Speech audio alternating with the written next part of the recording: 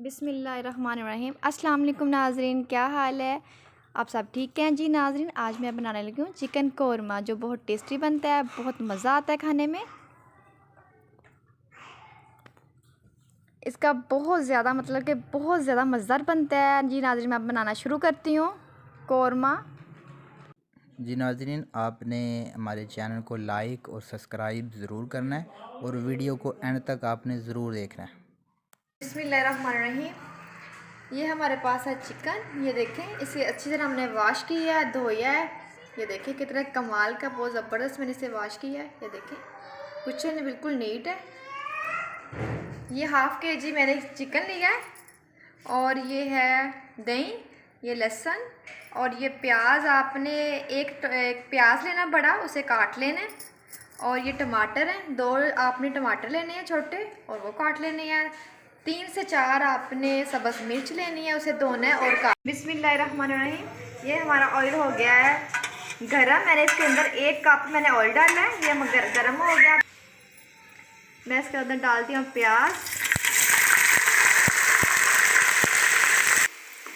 یہ دیکھیں ہم نے پیاز اس میں وہ ڈال دی ہیں، اور یہ آپ نے لائٹ براؤن کرنے ہیں پیاز، جو ہے نا چکن قورمہ بنانے کے لیے آپ نے پیاز لائٹ براؤن کرنے ہیں۔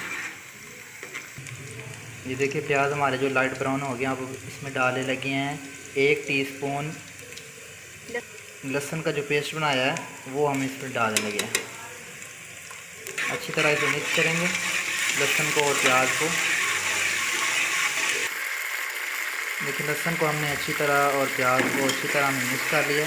تب اب ہم اس میں ڈالنے لگے ہیں سبز مرچ اور ٹماٹر۔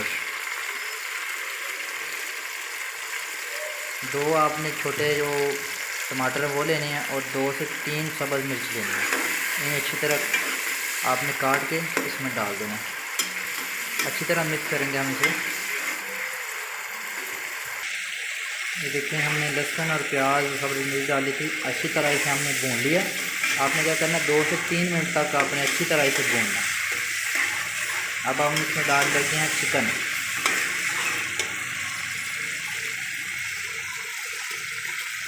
چکن آپ نے اس طرح کرنا ہے، اچھی طرح واش کرنا، اس میں جو وہ اسمیل نہ رہے، اچھی طرح واش کرنا آپ نے، تاکہ جو اس میں کوئی بلڈ ہوتا ہے یا کوئی اس طرح کی اوپر سے چیزیں ہوتی ہیں صحیح اتر جائیں صاف بالکل، تاکہ ٹیسٹ جو ہے وہ اچھی طرح اس طرح صحیح آ جائے۔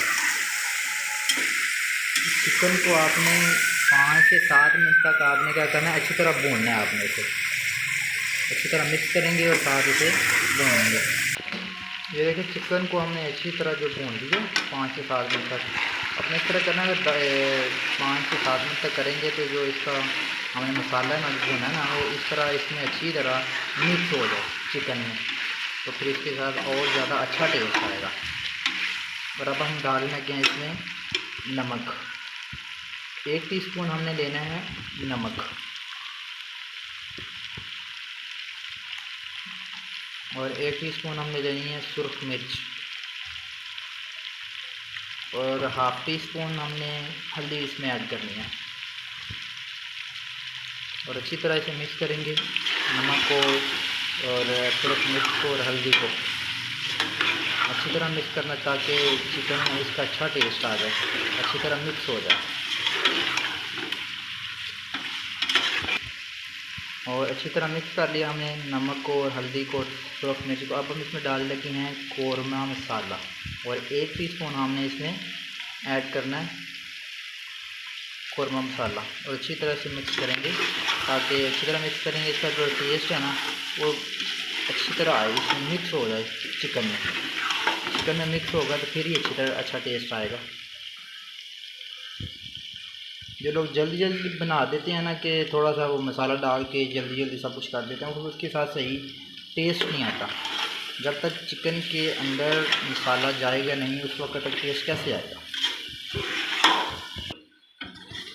اور ½ کپ آپ نے دہی لینی ہے، وہ اس میں ایڈ کرنی ہے۔ دہی کے ساتھ اور زیادہ ٹیسٹ آتا ہے، کہ جو بنا رہے ہیں قورمہ اس میں اور زیادہ ٹیسٹ آ جائے گا دہی کے ساتھ۔ دہی کا بہت زیادہ جو فائدہ ہے۔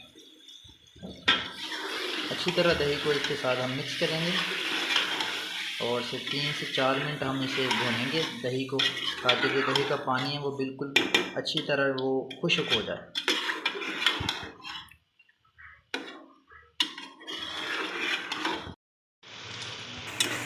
جی ناظرین، یہ دیکھیں ہم نے اسے 10 منٹ تک اچھی طرح بھون لیا مسالے کو اور چکن کو۔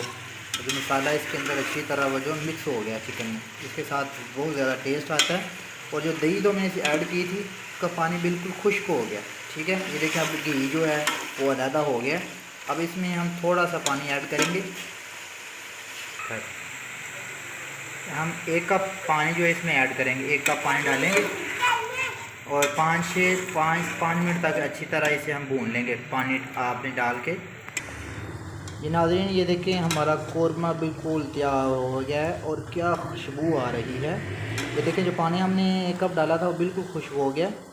یہ بالکل ہماری ریسپی چکن اور قورمہ بالکل ریڈی ہو گئی ہے اور کیا خوشبو آ رہی ہے۔ اور یہ دیکھیں کیا میرے اللہ کی شان ہے، اللہ برکت دے آپ کے کھانوں میں، آپ کے رزق میں۔ اور آپ نے ہمارے چینل کو لائک اور شیئر ضرور کرنا ہے، جو ہمارے چینل پہ نئے ہیں اور سبسکرائب ضرور کر دیجئے گا۔ ہماری ویڈیو اچھی لگے تو آپ نے کمنٹ میں ضرور بتانا، اور آپ نے اپنی دعاؤں میں ہمیں یاد رکھنا ہے۔ اور کل انشاءاللہ آپ سے ایک نئی ریسپی کے ساتھ ملاقات ہوگی، اور ہمیں اجازت دیجیے۔ اوکے، اللہ حافظ۔